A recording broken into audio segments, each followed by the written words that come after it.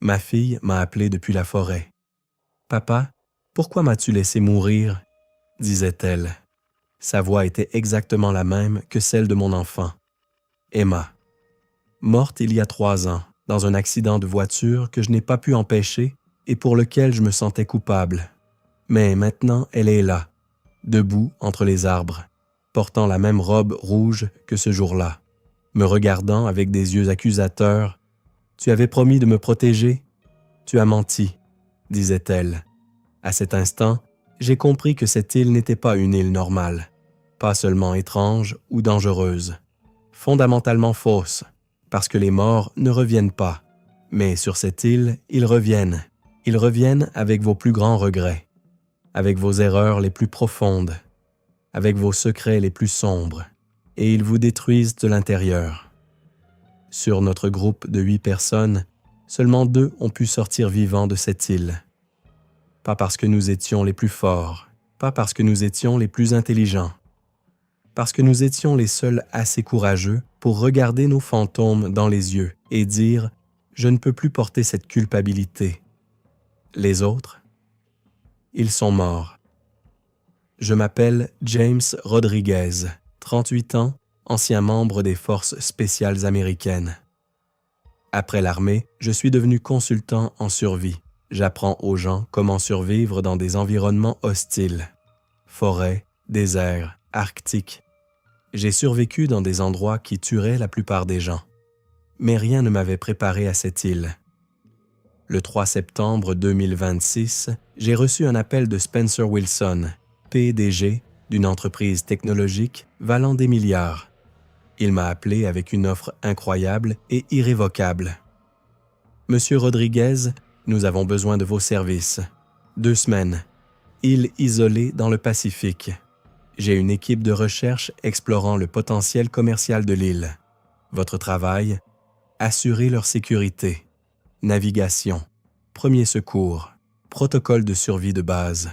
Un domaine dont vous êtes expert, » dit-il. « Quel type d'île ?» demandai-je. « Déserte, intacte, aucun danger connu. Juste une précaution standard pour notre assurance, » répondit-il. « Compensation ?» demandai-je. « 5 millions de dollars. Pour 2 semaines de travail, » dit-il. J'ai eu le souffle coupé. C'est excessivement trop pour un simple travail de sécurité, dis-je. Disons que j'apprécie la tranquillité d'esprit et j'ai les moyens de la payer. Intéressé? Demanda-t-il. 5 millions. J'avais des dettes, une hypothèque, et depuis la mort d'Emma, je n'avais plus de vraie raison de refuser de prendre des risques. Quand partons-nous? Demandai-je. Demain. Je vous envoie les détails, dit-il. J'aurais dû poser plus de questions. Pourquoi autant d'argent? Pourquoi une telle urgence? Pourquoi une île sans danger connue nécessitait-elle un expert en survie? Mais je ne l'ai pas fait, parce que je voulais l'argent. Et une partie de moi voulait être aussi loin que possible de tout ce qui me rappelait Emma. Nous sommes arrivés sur l'île le 5 septembre. Nous étions 8 au total, moi, sécurité/survie. Spencer Wilson, financeur. Dr. Emily Chen, botaniste/mycologue. Thomas Keating, photographe. Scott Matthews, ancien marine, sécurité secondaire. Sarah Blackwood, étudiante en médecine, aide médicale. Robert Chen, consultant technologique. David Park, assistant technique. L'île était belle. Une île tropicale mélangée à une forêt dense et verte. Plage de sable blanc, falaises dramatiques, créant certainement une apparence parfaite. Mais j'ai immédiatement compris que quelque chose n'allait pas parce qu'il était impossible de ne pas le comprendre. Ce que j'ai compris, c'était qu'il n'y avait aucun son sur une île aussi belle. Mais sérieusement, aucun son.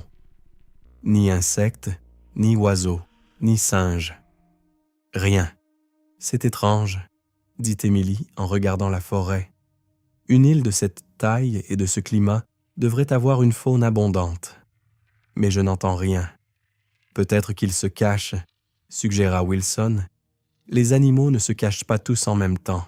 Ce n'est pas naturel, dit-elle. Nous avons installé un camp de 8 tentes sur la plage. L'équipement de communication, étrangement, ne fonctionnait pas bien. Le bateau partirait et reviendrait dans 2 semaines. Qu'est-ce qu'on cherche exactement? Demandai-je à Wilson. Des plantes médicinales potentielles et des composés bioactifs. Émilie analysera les échantillons. Les autres documenteront, expliqua-t-il. Cela semblait légitime, mais l'argent était toujours disproportionné. La première nuit, nous avons fait un feu de camp. Nous avons raconté des histoires, ri et nous sommes amusés. Tout semblait normal. Puis, vers 23 heures, j'ai entendu quelque chose comme un murmure. Ce n'était ni le vent, ni les vagues. C'était lointain et indistinct, mais certainement une voix humaine. « Tu as entendu ça ?» demandai-je. Thomas hocha la tête. « Je l'entends depuis 10 minutes, mais je pensais que c'était juste le vent, » dit-il. Nous avons écouté. Le murmure continuait. Pas de mots nets, juste une voix humaine. « Il y a quelqu'un d'autre sur cette île, » dit Scott, sa main se déplaçant vers son pistolet. « Impossible, » insista Wilson. L'île est marquée comme déserte sur la carte et c'est vérifié. Mais les murmures continuaient et à mesure que la nuit avançait, ils semblèrent se rapprocher. Le 2e jour, nous sommes sortis explorer l'intérieur de l'île. Émilie cherchait des échantillons botaniques. Thomas prenait des photos. David collectait des échantillons de sol. C'est David qui a trouvé les champignons. Grands, bioluminescents. Même à la lumière du jour, ils émettaient une lueur bleu-violet pâle, poussant en cercle parfait sous la canopée forestière. Incroyable, chuchota Émilie en s'agenouillant pour examiner. Je n'ai jamais vu une espèce comme celle-ci. La bioluminescence est si intense. C'est dangereux? Demandai-je. Beaucoup de champignons bioluminescents sont toxiques. Ne touchez à rien, dit-elle. Mais David avait déjà tendu la main avec enthousiasme. Il avait touché le chapeau. « David, non !» cria-t-elle. Trop tard, ses doigts avaient déjà touché la surface du champignon. Une fine poussière, probablement des spores, s'est dispersée dans l'air. David toussa. « Désolé, je pensais juste que... » commença-t-il. « Retournez au camp, immédiatement. Je dois vérifier les symptômes de toxicité. » ordonna-t-elle. Nous sommes retournés. David semblait aller bien. Pas de nausées, de vertiges ou de réaction visible. Mais cette nuit-là, les choses ont changé. À 2 heures, j'ai été réveillé par des cris. David hurlait dans sa tente. Nous avons couru, nous l'avons trouvé recroquevillé, tremblant, les yeux grands ouverts, regardant quelque chose que nous ne pouvions pas voir. Ils sont partout. Ils me regardent. Dites-leur d'arrêter de me regarder, criait-il. Qui, David? Qui regarde? Demandai-je. Les enfants. Mais, non, je ne voulais pas. C'était un accident, disait-il. Émilie a vérifié ses pupilles dilatées, hallucinogènes, les spores. Elles contiennent un composé psychoactif, diagnostiqua-t-elle. Nous l'avons calmé. Nous lui avons donné de l'eau et l'avons mis sous surveillance. À 4h30, il a commencé à trembler. De la mousse sortait de sa bouche. Il faisait une crise cardiaque. Sarah et Émilie ont essayé la RCP pendant 21 minutes, mais rien ne l'a sauvé de la mort. David Park était mort, la première mort, pas la dernière. Le lendemain matin, nous avons enterré David sur la plage et l'avons marqué de pierres. « Nous devons quitter cette île, » dit Sarah, sa voix tremblant. « Maintenant, le bateau ne reviendra pas avant 11 jours. Mais nous pouvons utiliser la radio d'urgence. » Commença-t-elle. « La radio ne fonctionne pas ?» rappela Wilson. « Nous avons essayé hier et il n'y avait que des parasites. Alors nous construisons un radeau où nous allumons des feux de signalisation. » « Où ?» dit-elle. « Sarah. » J'ai posé ma main sur son épaule. « Je comprends que tu as peur. Mais David est mort en touchant quelque chose de toxique. Maintenant nous savons. Nous évitons les champignons, nous sommes prudents et nous attendons le bateau, dis-je. Elle voulait argumenter. Mais finalement, elle hocha la tête en signe d'accord. Cette nuit-là, la 3e nuit, les hallucinations ont commencé pour nous tous. Le premier à voir fut Thomas. Il voyait son frère Marc. Marc qui était mort dans un accident de voiture que Thomas conduisait il y a 3 ans. Il s'était senti coupable depuis. « Marc ?» chuchota Thomas en regardant vers la lisière de la forêt. « C'est toi? Thomas, il n'y a personne là-bas, » insistai-je. « Si, juste là. Il me regarde. Marc, Marc, attends, » cria-t-il. Thomas a couru vers les arbres. Nous l'avons suivi. Mais quand nous avons atteint l'endroit que Thomas indiquait, il n'y avait personne. Il était juste là, insista Thomas. Je l'ai vu, aussi clairement que je te vois. Puis, Scott a commencé. Il voyait une fille afghane qu'il avait accidentellement tuée lors d'un raid il y a 2 ans. Elle se tenait juste au bord de la lumière du feu de camp, le regardant silencieusement et d'un air accusateur. Puis, Sarah a commencé à voir. Elle voyait sa petite sœur Lucie qui s'était noyée alors que Sarah était censée la surveiller. Puis Robert. Il voyait son fils Michael qui était mort d'une overdose il y a 2 ans. Et enfin moi. J'ai vu Emma, ma fille, dans sa robe rouge, disant que je n'avais pas pu la protéger. « Qu'est-ce qui nous arrive ?» pleura Sarah. « Pourquoi nous les voyons tous ?» Émilie, pâle mais rationnelle, dit « Les spores. David les a libérés. Nous les avons toutes inhalées. Une exposition à faible dose provoque des hallucinations. Surtout, cela semble cibler la culpabilité, les regrets et les traumatismes non résolus. Comment un champignon peut-il cibler un traumatisme spécifique ? Demandai-je. Je ne sais pas, mais certains composés psychoactifs interagissent avec l'amygdale, le centre émotionnel du cerveau. Peut-être qu'ils amplifient tout ce que nous réprimons, expliqua-t-elle. Combien de temps ça dure ? Demandai-je. Les spores devraient se métaboliser en quelques jours. Si nous évitons une exposition supplémentaire, dit-elle, mais elle se trompait. Ce n'était pas seulement les spores, c'était l'île elle-même. Le 5e jour, Thomas a disparu. Nous avons cherché pendant des heures. Nous l'avons trouvé au pied d'une falaise de 60 mètres, le cou brisé. Il a dû tomber, dit Wilson. Mais j'avais trouvé des empreintes de pas allant directement vers les falaises rocheuses du bord, comme s'il avait marché de son plein gré et s'était cassé le cou. Il a vu Marc, réalisai-je. Son frère. Il l'a poursuivi. Il n'a pas remarqué où il courait, et puis... Émilie hocha la tête sombrement. Les hallucinations deviennent plus fortes, plus réelles, plus convaincantes. Cette nuit-là, Scott s'est tiré une balle. Nous avons entendu le coup de feu et avons immédiatement couru vers sa tente. Nous l'avons trouvé avec son pistolet à la main et une balle dans la tempe. Pas de notes, juste le corps et l'expression sur son visage, pas de la peur, du soulagement, comme s'il était enfin libéré de quelque chose. La fille afghane, chuchotai-je. Il ne pouvait pas arrêter de la voir, de l'entendre. Elle lui disait des choses, l'accusait. C'était une hallucination, insista Wilson. Vraiment? Parce qu'elle a réussi à le convaincre de se tuer, dis-je.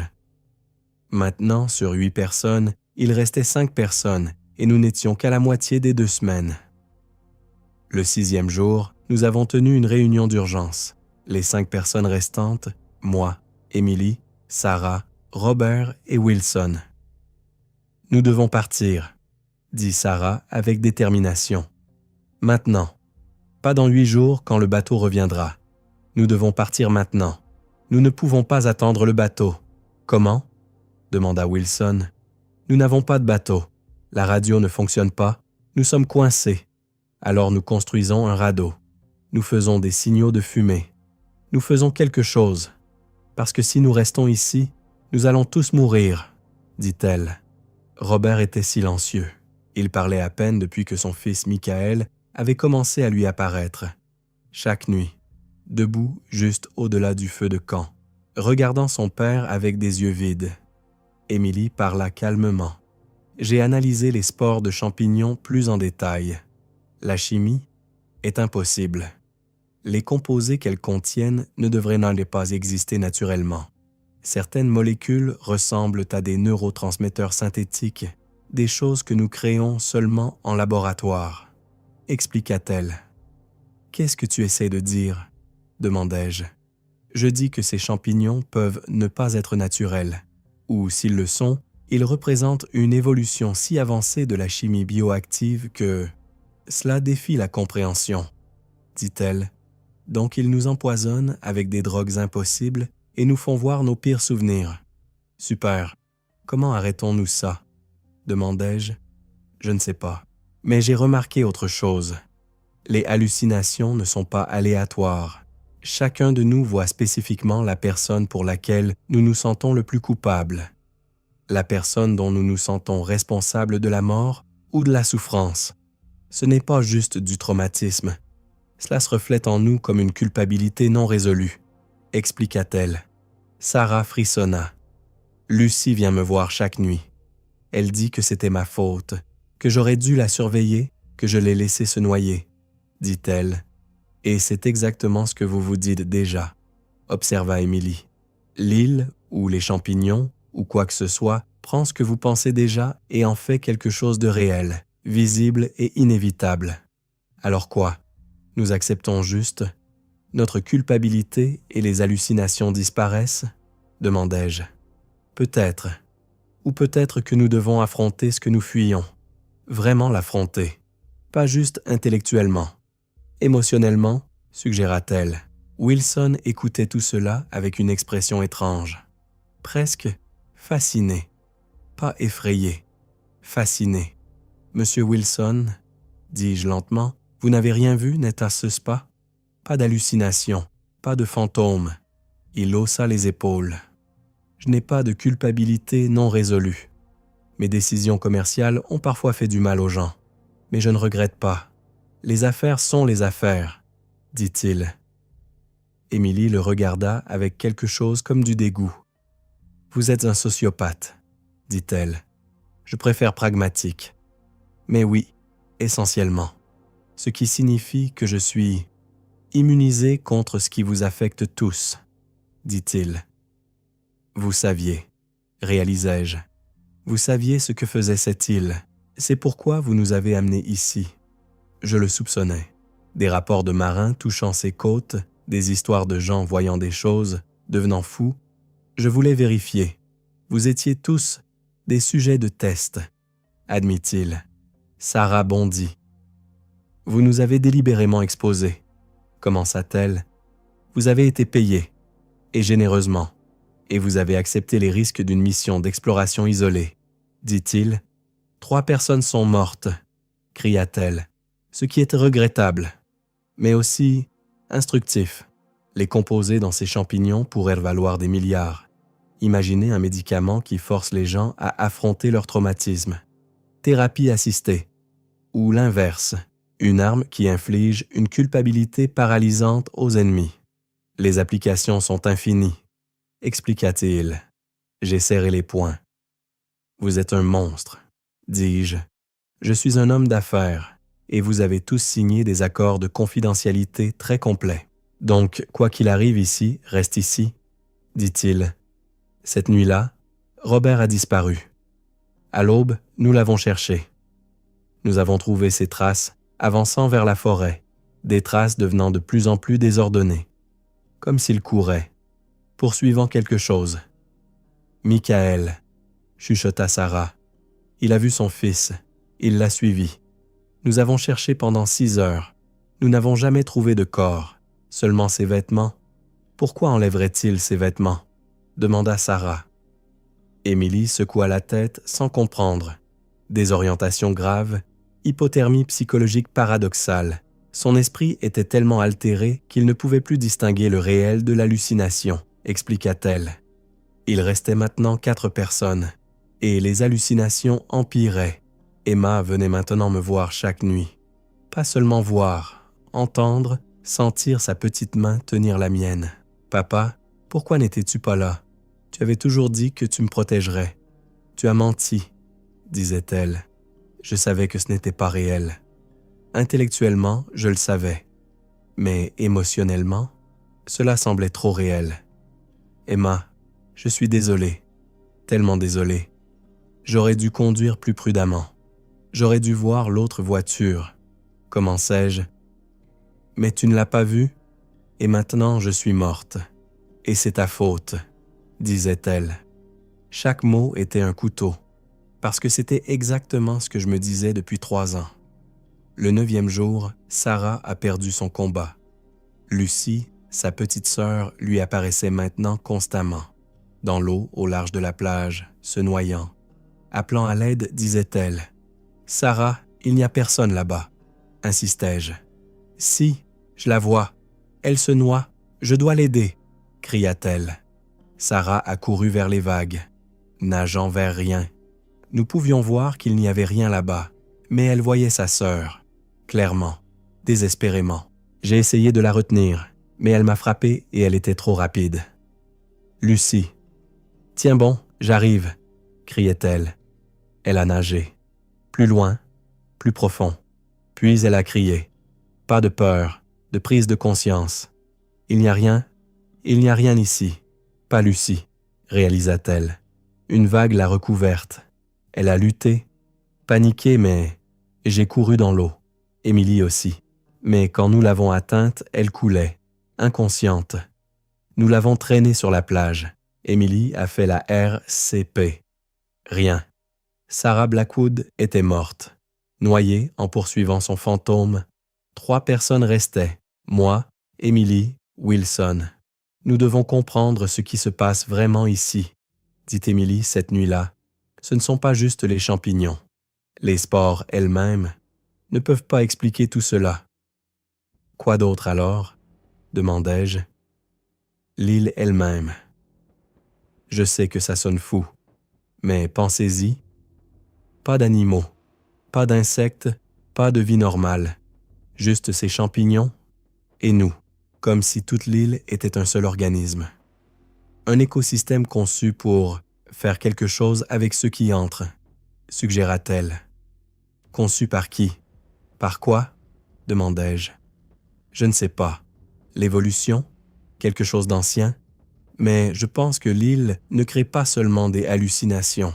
D'une certaine manière, elle lit nos esprits, trouve nos faiblesses, notre culpabilité, et les utilise contre nous, pas pour nous tuer directement, pour nous faire nous tuer nous-mêmes, expliqua-t-elle.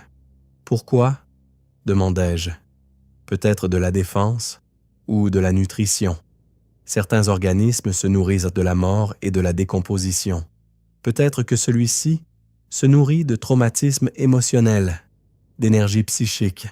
Je ne sais pas, mais je sais que nous devons arrêter de fuir nos fantômes. C'est ça qui tue tout le monde. Ils fuient, ils évitent, ils nient.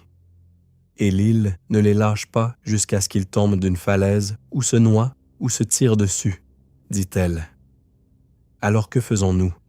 Demandai-je. Nous affrontons, nous arrêtons de fuir, nous regardons nos fantômes en face et nous disons la vérité, même si ça fait mal. Surtout si ça fait mal, dit-elle. Cette nuit-là, Emma est revenue, mais cette fois, au lieu de détourner la tête, je l'ai regardée. Vraiment regardée. Emma, dis-je doucement, je sais que tu n'es pas réelle. Tu es morte il y a 3 ans. L'accident était horrible. Et oui, je conduisais. Et oui, je n'ai pas vu l'autre voiture à temps. Elle m'a regardée, maintenant silencieuse, écoutant. Mais tu sais quoi? Ce n'était pas entièrement ma faute. L'autre conducteur a grillé un feu rouge. Il roulait à 80 dans une zone limitée à 30. Même si j'avais été complètement attentif, j'aurais peut-être ne pas pu l'éviter. Les policiers me l'ont dit. Les enquêteurs me l'ont dit. Mais je ne les ai pas crus. Parce que j'avais besoin de croire que c'était ma faute. Parce que si c'était ma faute, alors je pouvais contrôler, prévenir. Mais la vérité, dis-je, ma voix s'est affaiblie. La vérité, c'est que parfois de mauvaises choses arrivent. Des choses horribles, aléatoires, injustes. Et personne n'est coupable. Mais continuer à me punir ne te ramènera pas.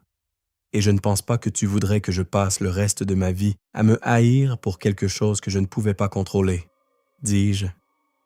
L'image d'Emma a tremblé, comme une télévision avec une mauvaise réception. Je t'aime, Emma. Je t'aimerai toujours, et je porterai toujours la douleur de t'avoir perdu. Mais je ne porterai plus la culpabilité. Parce que ce n'était pas un échec moral, c'était une tragédie. Et les tragédies arrivent, dis-je. Emma a souri, pas accusateur, pas en colère, juste, triste et compréhensive. Et puis elle a disparu, pas progressivement, instantanément, comme si on avait éteint un interrupteur. Je me suis effondré par terre, pleurant, pas de culpabilité, de chagrin. Le chagrin pur et propre que je me refusais depuis 3 ans parce que je pensais ne pas mériter de le laisser sortir. Mais maintenant, je le laissais sortir. Et c'était libérateur. Émilie a vécu sa propre confrontation cette nuit-là.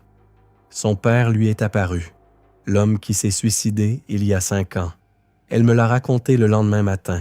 Il m'a dit que c'était ma faute, que si j'avais été une meilleure fille, si j'avais remarqué sa dépression, si j'avais passé plus de temps avec lui au lieu de me concentrer sur ma carrière, il serait encore en vie, raconta-t-elle. « Qu'est-ce que tu lui as dit ?» demandai-je. J'ai dit la vérité, que j'étais juste une enfant quand sa dépression a commencé. Qu'en tant qu'adulte, je n'étais pas responsable de sa santé mentale, que je l'aimais, que j'aurais fait n'importe quoi pour l'aider.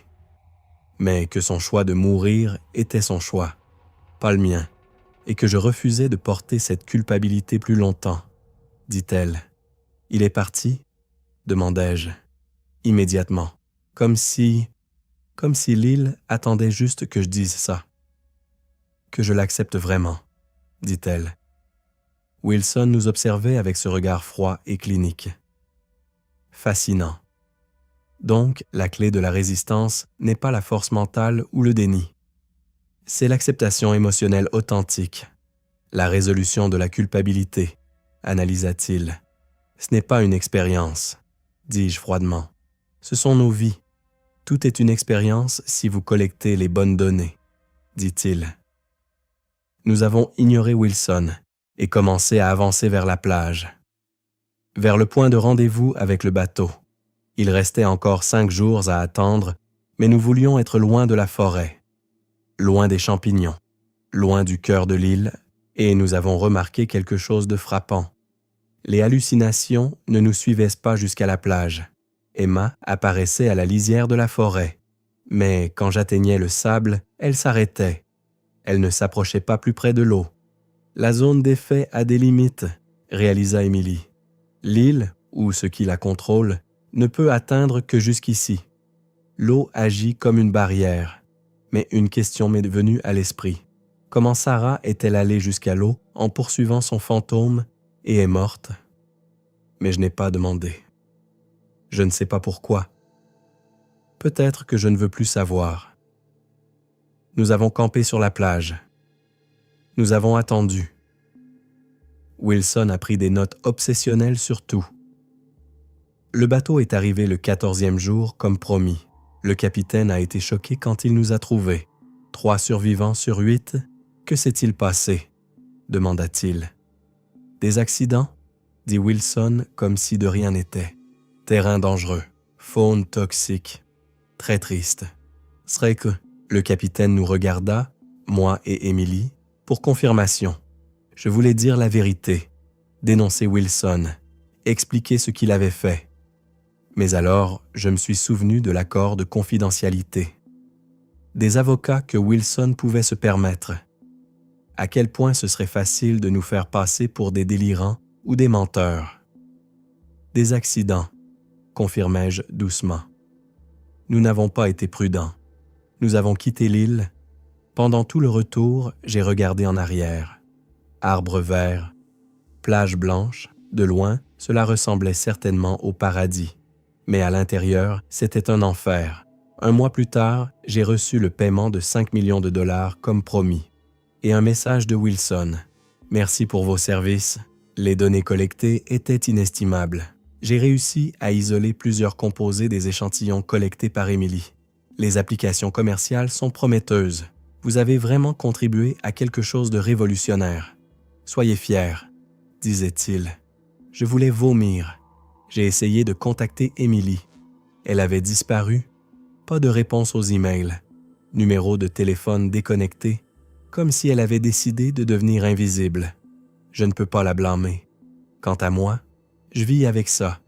Les visages de Thomas, Scott, Sarah, Robert, David hantent mon esprit. Des gens morts parce que Wilson voulait des données. Nous étions tous assez stupides ou désespérés pour accepter 5 millions pour 2 semaines de travail facile.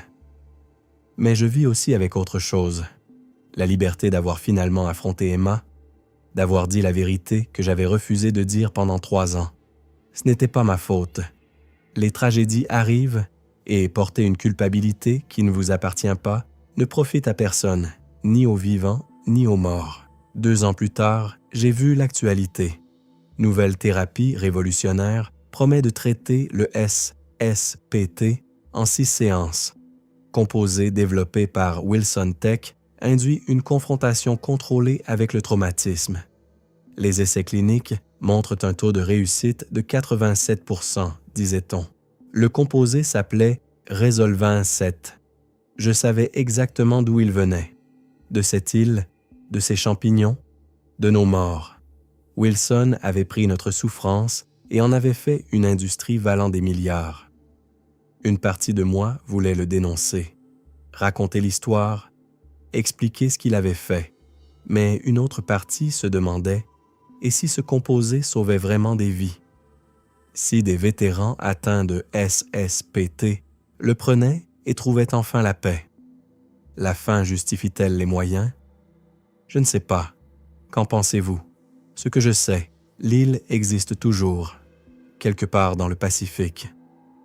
Attendant silencieusement, affamé de culpabilité et de traumatisme, et maintenant Wilson sait exactement où elle est et ce qu'elle peut faire.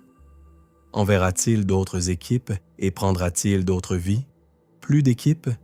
Combien de personnes mourront pour extraire plus de composés? Je ne peux pas l'arrêter. Les accords de confidentialité m'en empêchent. Mes preuves sont anecdotiques. Sa richesse est infinie. Mais je peux avertir, si quelqu'un vous offre un travail trop beau pour être vrai sur une île isolée, refusez. Je peux dire, si quelqu'un dit qu'une nouvelle thérapie peut résoudre votre traumatisme en quelques séances, demandez d'où viennent les composés. Et si vous vous trouvez sur une île sans son d'oiseaux, d'insectes, de vie normale, fuyez immédiatement, parce que certains endroits ne veulent-ils pas juste vous tuer, ils veulent d'abord vous affaiblir. Et parfois, la seule façon de survivre est d'admettre ce que vous avez nié pendant des années. Vous devez comprendre que vous n'êtes pas responsable de tout, que certaines choses sont hors de votre contrôle, et qu'il est nécessaire de comprendre que porter une culpabilité qui ne vous appartient pas ne sert personne, surtout vous-même. Dernière note trouvée dans les dossiers personnels de James Rodriguez, daté du 15 mars 2029. Emily m'a contacté aujourd'hui. Pour la première fois en 2 ans, elle travaille maintenant avec un groupe de régulation pharmaceutique essayant d'empêcher l'approbation du Resolvin 7. Pas en raison de son efficacité, elle admet que ça marche, mais en raison de l'éthique de la façon dont il a été développé. Elle dit que si nous révélons comment Wilson a obtenu les composés, nous pouvons arrêter la commercialisation, mais nous devons être prêts pour une bataille juridique longue et coûteuse contre l'une des plus grandes entreprises technologiques du monde. Elle m'a demandé si j'étais prêt. J'ai dit oui, pas parce que je pense que nous gagnerons, mais en mémoire de Thomas, Scott, Sarah, Robert et David. L'île m'a appris quelque chose. Vous ne pouvez pas fuir votre culpabilité. Vous devez l'affronter. C'est ce que je vais faire, avait-il écrit. Le procès Rodriguez contre Wilson Tech commence en juin 2029. Résultat, en attente.